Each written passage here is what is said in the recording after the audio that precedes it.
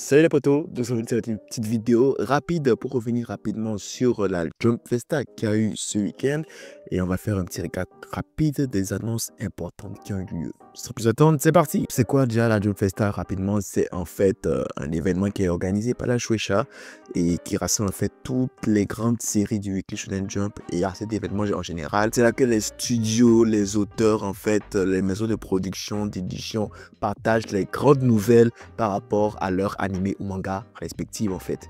Donc sans plus attendre, on va rentrer dans le vif du sujet. Premièrement, Jujutsu Kaisen, on a un teaser visuel qui nous présente l'arc de Culling Games, le troisième arc de Jujutsu Kaisen.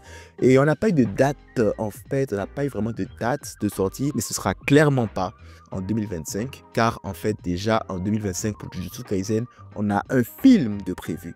Un film en fait qui, si tu veux, est un film récapitulatif des événements, pardon, de l'arc du trésor caché. Vous vous rappelez la première partie de la saison 2? Je sais toujours pas pourquoi en fait les gars ils continuent de faire ça, continuent de faire des films récapitulatifs.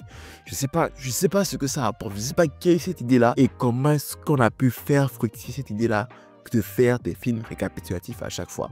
Et le pire, c'est que ça marche parce que clairement en fait il y a une date de première au Japon qui est le 30 mai 2025. Dernière nouvelle pour Jujutsu Kaisen, l'auteur a décidé de nous faire un épilogue de 16 pages pour le manga. Je ne sais pas trop ce qu'il veut rajouter après la fin qu'on avait eue du manga, mais je ne sais pas.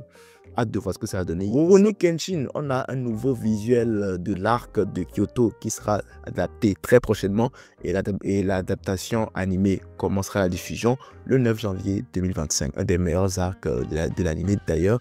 Il faudrait que je me remette à jour en vrai sur ce remake là parce qu'apparemment il a l'air très bon. On a aussi un nouveau trailer pour l'anime Witch Watch qui est une série du Shonen Jump qui aura sa propre adaptation animée, et donc nous avons une date, enfin une approximation de date, avril 2025 pour les grands débuts de ce manga là qui apparemment est très drôle. Je l'ai lu. Puis il est quand même sympa. J'ai hâte de voir ce que ça va donner en animé en vrai. Hell Paradise, l'anime qui nous aura fait vibrer en 2023, a sorti un nouveau teaser pour sa saison 2.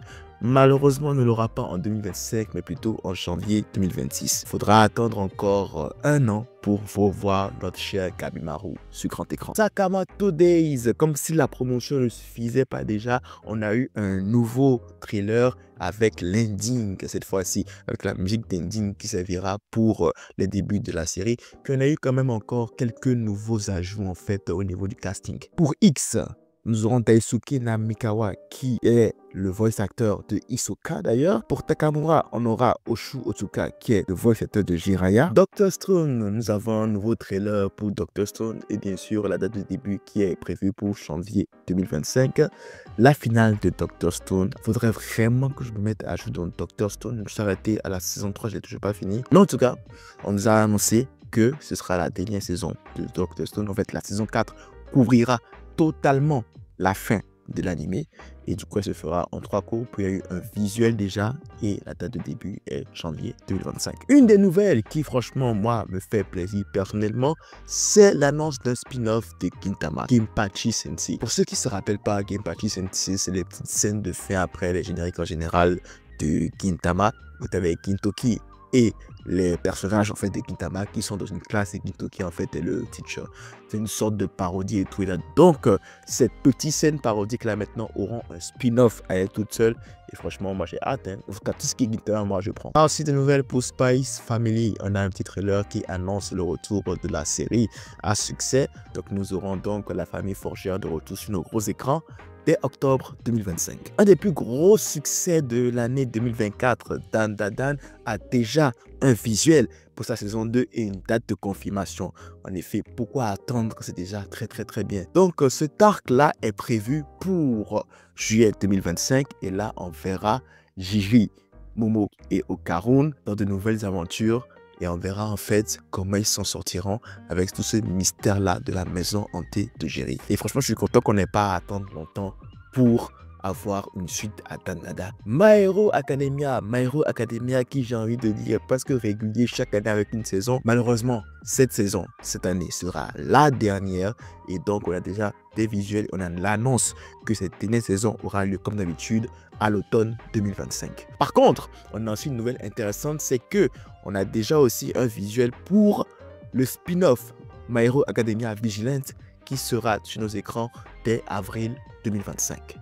Bleach Thousand Year Blood War. On n'a pas eu vraiment d'annonce par rapport à Bleach Thousand Year Blood War. On a plus eu des images sur l'épisode final qui durera 1 heure. Puis nous avons eu aussi une vidéo récapitulative de tous les événements qui se sont passés jusque-là dans la cour 3. Chainsaw Man. Ah, ça fait tellement longtemps, je ne sais même pas ça fait combien de temps que j'ai regardé. Je pense que c'était 2019, Chainsaw Man, ou 2020. Oh, non, j'ai des bêtises, excusez-moi. Chainsaw Man, ça faisait longtemps, je pense que ça faisait depuis 2022. Bref, nous avons eu un trailer pour le film Chainsaw Man Rise qui sera sur nos écrans en 2025. Et franchement, le trailer, il est incroyable. Hein. Franchement, il est explosif pour ne pas faire le jeu de mots pourri. Et ça vaut vraiment le coup. Ça fera plaisir de revoir Denji et compagnie sur grand écran. Et une chose est sûre, c'est que ce sera clairement en 2025. Blue Exorcist aussi a eu une annonce. Mais en vrai, Blue Exorcist, je comprends pas en fait des Blue Exorcist. Ils ont disparu pendant 10-15 ans et dès qu'ils sont revenus comme ça, ils enchaînent les saisons. Saison 2, saison 3, saison 4, et là ils sont à la saison 5. Ils ont complètement disparu de la carte pendant genre limite 10 ans. Ils reviennent et là c'est un retour en force avec saison sur saison. Franchement quand même. Hein. Et on a déjà des visuels pour la saison 5 qui se déroulera en janvier 2025. Blue Box, on a un visuel pour la continuation de la série en janvier 2025. La série romance à succès sur Netflix continuera vraisemblablement encore en janvier 2025. Et donc on a des visuels pour montrer un peu, voilà quoi, pour annoncer juste. Une autre annonce qui me plaît, qui me fait tellement plaisir, c'est que la saison de Kaiju numéro 8 a été officiellement annoncée pour juillet 2025. On n'aura pas eu à attendre longtemps et croyez-moi, cette saison-là, franchement, oh, s'ils la font bien, ça va être clairement en fait animé de l'année. Ça pourrait être contender pour animé de l'année parce que cette saison de Kaiju numéro 8 là, les événements qu'il y a cette saison-là, oh, ce sera trop bien. Ce sera trop bien. Puis One Republic aussi reviendra pour l'ending, comme à la saison 1. Et un truc intéressant, c'est qu'ils ont sorti un film récapitulatif avec en bonus un petit OAV sur à quoi ressemble une journée off du capitaine Oshina. Mais aussi, ce film récapitulatif-là est prévu pour 2025, en plus de la saison 2 qui, croyez-moi, sera explosif. Mission Yuzakura Family, un des animés les plus sous-cotés de 2024 parce qu'il est sur Disney+, a sa saison 2 qui est confirmée. Malheureusement, elle ne est prévue que pour 2026, mais au moins c'est annoncé.